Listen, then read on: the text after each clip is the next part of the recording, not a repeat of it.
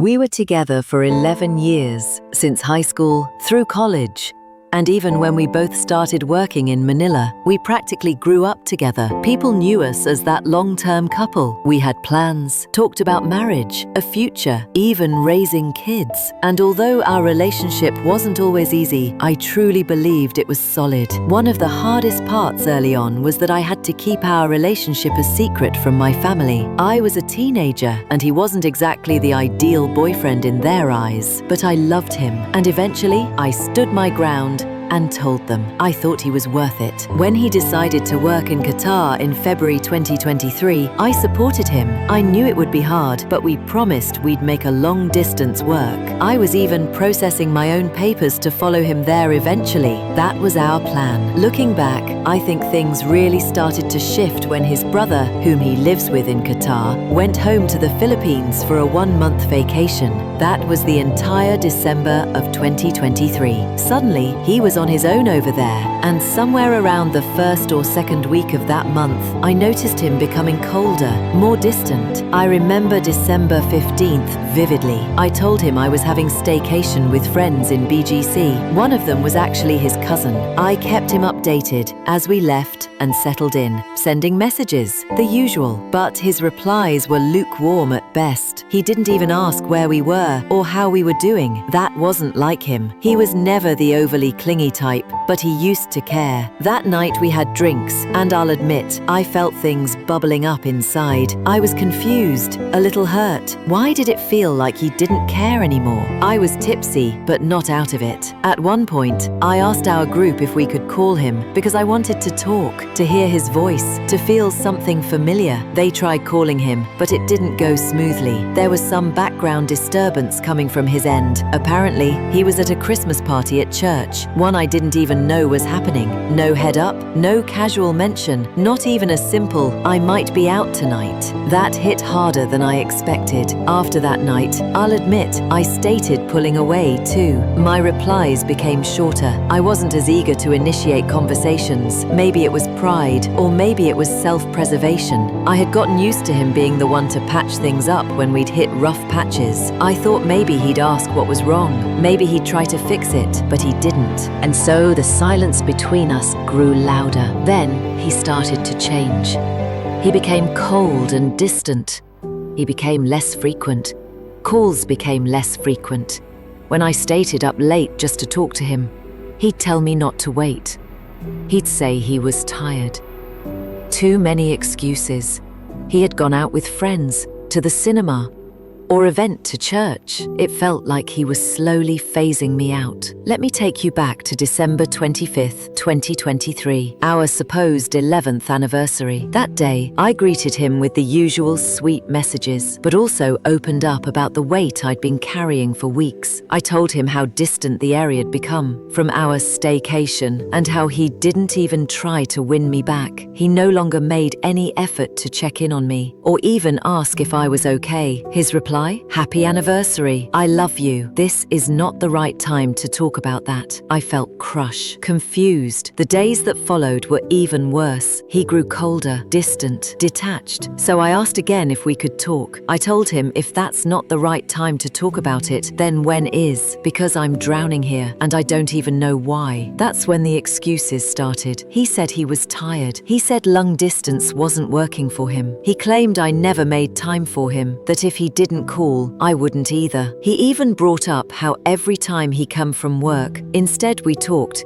it never happened because I had already gone to sleep. That wasn't true. I waited. I still carved out time for him, no matter how inconvenient the time zones were. But none of that mattered to him. He said he just wanted peace of mind. Then, on December 30th, 2023, I asked him again if he was really letting go. That's when he finally said it. He was done. He didn't want to continue. He said, if we're meant to be, we'll find our way back. I begged. I cried. I asked if we could fix things, but he was firm. I guess he had made up his mind long before that day. After the breakup, we talked briefly about whether I should still push through with my plans to follow him to Qatar. I had already started processing my documents months before, but he gave me conditions, just in case I still decided to go. He said, if I went, it shouldn't because of him. If I went, I shouldn't expect us to get back together. I wrestled with the decision for weeks, but eventually, I decided to keep going. I told myself I wasn't doing it for him anymore. I was doing it for me.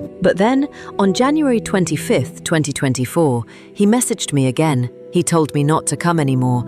He said he knew I was still doing this for him, even if I denied it, that it would only make things messier between us. He said he knows he'll just hurt me again, so it's better if I don't continue, that everything had become too toxic already. That message broke something in me. I felt like my whole being collapsed in on itself. Still, I asked one last time, so you're giving up on me? He replied, we already did. I answered, no, you did, not me. That was the moment I finally let go. I gave him the peace of mind he said he wanted. I cut all communication with him, and I started rebuilding myself without him in the picture. Soon after, I started hearing things from Mutual, from people on his side, that I had cheated, that I had a new guy at work right after we broke up, that he had spent money for my Qatar papers, but still ended up being unfaithful. Yes, he did in a way spend money for processing my Qatar papers as help he offered, that I intend to pay back, and I still do, but I never cheated. There was no one else. Ironically, he was the one who cheated before, and I had receipts, but I stayed. I chose to forgive. I never told anyone, not even when I had every right to. I protected him, protected us. But when we broke up, he didn't just leave, he rewrote the story. I became the villain. I chose to stay silent. I didn't try to clear my name. I just wanted to move forward. Here's another piece to this whole bizarre puzzle. After a month of no communication, absolutely nothing from him, I suddenly got a message from him on July 30th, 2024. He said it would be his last message to me. He said he knows everything that's happening in my life, which honestly creeped me out because he also mentioned to someone that he has eyes and ears on me, whatever that means. The message was long, too long, a mix of kind words and not so kind ones. Some parts felt like subtle jabs. It was confusing, disorienting, and ultimately pointless. So I didn't reply. I didn't even think it deserved a reaction, because guess what? A few days later, on August 10th, 2024, he hard-launched his new girlfriend. So what was that message for exactly? To clear his conscience? To get permission to move on? To feel like he did something noble before making it official with someone else? I don't know. I don't care anymore. It just felt like another selfish move disguised as closure, like he wanted to write his own ending while still controlling my side of story. But closure isn't something you demand from someone you hurt. It's something you ear through honesty, accountability, and respect.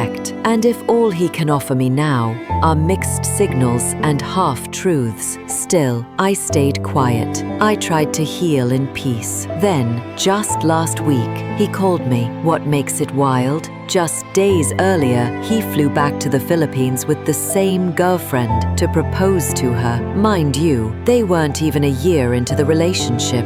Not that it is any of my business, but anyway, yes, he proposed, then called me a few days later. Not even from his one account. He used his cousin's messenger, who also happens to be my co-worker. I thought it was work-related, but no. When I answered, it was him. Hey, how are you? He called, out of nowhere, as if nothing happened. Even had the audacity to ask me if I missed him, because he says he misses me. He said I'm even more beautiful now. Funny. He asked when I was flying home to our province. I told him I was going back for our elementary alumni reunion, which just happened to fall on the same day as the barangay fiesta in his neighborhood. Then he says, "Come here, let's talk." Talk about what exactly? And then the kicker. We have lumpia. Lumpia. That was his pitch. I didn't even know how to react. I gave you 11 years of my life, you left me, painted me out to be the villain, and then you offer lumpia? Before the call I knew he was back. I knew of the proposal. My friends told me. Another kicker, when I finally got to our hometown, my relatives told me what happened just days before my flight.